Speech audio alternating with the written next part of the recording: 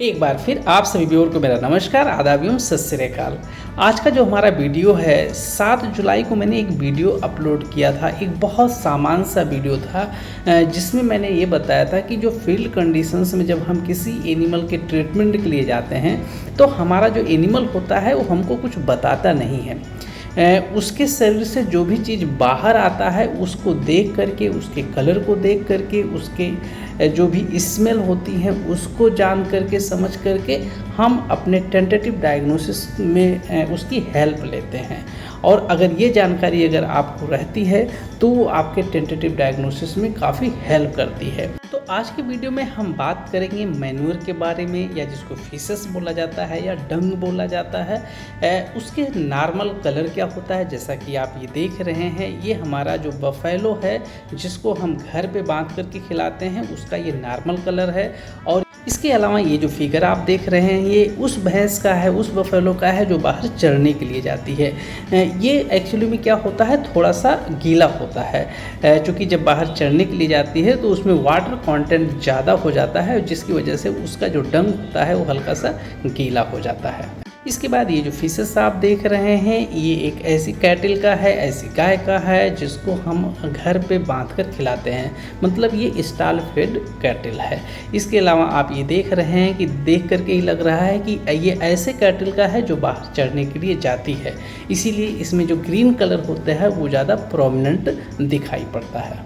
इसके अलावा एक और चीज़ ध्यान दीजिएगा, ये जो ग्रीन कलर होता है कैटल में और बफेलो में ये अलग अलग तरीके से शो करता है, मतलब किसी में बहुत ज़्यादा शो करता है, किसी में बहुत कम शो करता है। ये इस बात पे भी डिपेंड करता है कि वो जब पास्चर में वो जब चरने के लिए गया था तो किस टाइप की ग्रास को चरा हुआ है। तो इसलिए आप इतना समझिएगा कि जो भी पास्चर्स में चरने के लिए जाते हैं उनके जो डंग का टेक्सचर होगा, उनकी जो कलर की शिफ्टिंग होगी वो ग्रीनिश की तरफ होगी। अब आइए बात करते हैं एबनॉर्मल कलर ऑफ फिशेस का, मतलब जो भी फिशेस जितने भी हमारे रूमिनेंट होते हैं उसमें जो भी एबनॉर्मल कलर आपको देखने को मिलेगा, या तो उसका फेसेस होगा उसमें ब्लड होगा, ब्लडी होगा, या तो वो ब्राउन कलर का होगा, और या तो वो एकदम ब्लैक कलर का होगा, या इसी को बेसिकली टेरी कलर भी बोला जाता है। जिस भी एनिमल्स में अगर उनका जो फीसेस होता है या मैन्योर होता है वो एकदम से ब्लैक होता है, एकदम से टेरी कलर का होता है, उसको बेसिकली एक कंडीशंस भी बोला जाता है मेडिकल टर्म में मेलिना। किसी भी एनिमल का अगर जो फीसेस है अगर एकदम से ब्लैक आता है तो उसको कंडीशंस को बोला जाता है मेलिना। अब ये जो ब्लैक या टेरी कलर का जो फीसेस होता है या मैन्योर होता है ये आता क्यों है, ये बेसिकली आप देखेंगे नंबर 1, अगर किसी एनिमल्स में पैरासाइट का इन्फेक्शन होगा, स्पेशली कॉक्सिडियोसिस की कंडीशंस में, तब आप देखने को पाएंगे। दूसरा जो बैक्टीरियल इन्फेक्शन होता है स्पेशली क्लॉस्ट्रीडियम परफरेंजेंस का, उसमें आप देखने को पाएंगे।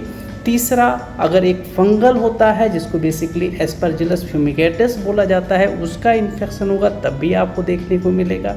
इसके अलावा जो चौथा कंडीशन होता है, अगर किसी एनिमल में इंटरसेप्शन की कंडीशंस होगी तब आप देखने को पाएंगे। पांचवा किसी एनिमल में सीकल डायलेटेशन होगा तो वहाँ पे आपको देखने को मिलेगा। इसके अलावा छठा जो होता है, अगर किसी एनिमल में बाल्वुलस की कंडीशन होगी उसमें आप देखने को पाएंगे।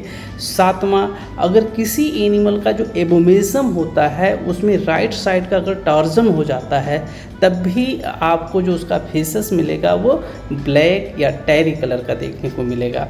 इसके अलावा अगर किसी एनिमल में एबोमेजल अल्सर का कंडीशन डेवलप हो जाता है तब भी आपको देखने को मिलेगा। इसके अलावा नौवां जो है, अगर किसी एनिमल में न्यूप्लेसिया स्पेशली जो जीआईटी ट्रैक्ट होता है, अपर जीआईटी ट्रैक्ट वाले पोर्शंस में अगर वहाँ पे कोई न्यूप्लेसिया कंडीशंस डेवलप हो जाती है तो उस कंडीशंस में टेरी या ब्लैक कलर का फीसेस देखने को मिलेगा। 10वां है, अगर किसी एनिमल में लीवर सिरोसिस की कंडीशन होगी वहाँ पर भी आपको टेरी या ब्लैक कलर का फीसेस देखने को मिलेगा। 11वां है, अगर किसी एनिमल में विटामिन के या आयरन की डिफिशियंसी अगर होगी तब भी ये कंडीशंस आपको देखने को मिलेगा।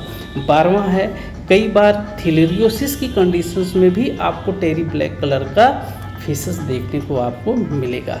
तो ये सारी सिचुएशंस है अगर किसी एनिमल्स में ब्लैक कलर या टेरी कलर का अगर फीसेस आप देख रहे हैं तो समझ जाइए इतनी सारी बीमारियों के बारे में आपको सोचना है। और उसके बाद फिर आपको उसमें उसके अलग पैरामीटर्स जो होते हैं, जो दूसरे सिम्टम साइन होते हैं, उनसे कोरिलेट करके इसमें से कौन सी समस्या होगी उसको आपको अलग करना होता है। एक चीज़ हमेशा याद रखिएगा, अगर किसी एनिमल का जो फीसेस है अगर वो ब्लैक कलर का है तो इसमें ये समझिएगा कि ओरल कैविटी या फेरिंग्स या हमारा एबोमेज़म या हमारा स्मॉल इंटेस्टाइन, इसमें से कहीं ना कहीं ब्लीडिंग हो रही है।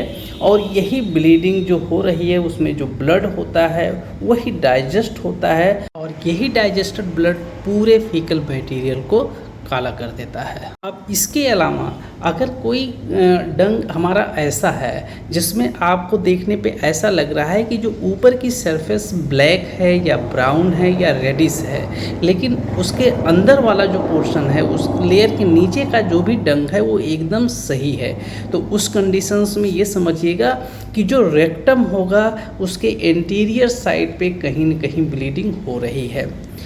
इसके अलावा अगर रेक्टम के पोस्टीरियर साइड पे अगर ब्लीडिंग होगा तो उस कंडीशंस में उस एनिमल का जो भी डंग बाहर निकल के आएगा, जो भी फीकल मटेरियल बाहर निकल के आएगा, उसमें आपको फ्रेश ब्लड दिखाई देगा। जैसा कि आप फिगर में देख रहे हैं, ये फ्रेश ब्लड तभी दिखाई देगा जब रेक्टम के पोस्टीरियर पोर्शन से ब्लीडिंग हो रही होगी। अदरवाइज जितना आगे की तरफ चलता चला जाएगा या जो ब्लीडिंग का पॉइंट है जितना इंटीरियर साइड में होता चला जाएगा, उतना जो फीकल मटेरियल है वो ब्लैक की तरफ होता चला जाएगा। आज के वीडियो में बस इतना ही, और इसी उम्मीद के साथ कि आप हमारे वीडियो से कुछ ना कुछ लाभान्वित जरूर हो रहे होंगे, हम आपसे विदा लेते हैं। मिलते हैं किसी और दिन किसी और केस के साथ। तब तक के लिए आप सभी व्यूअर का बहुत बहुत धन्यवाद। जय हिंद, जय भारत।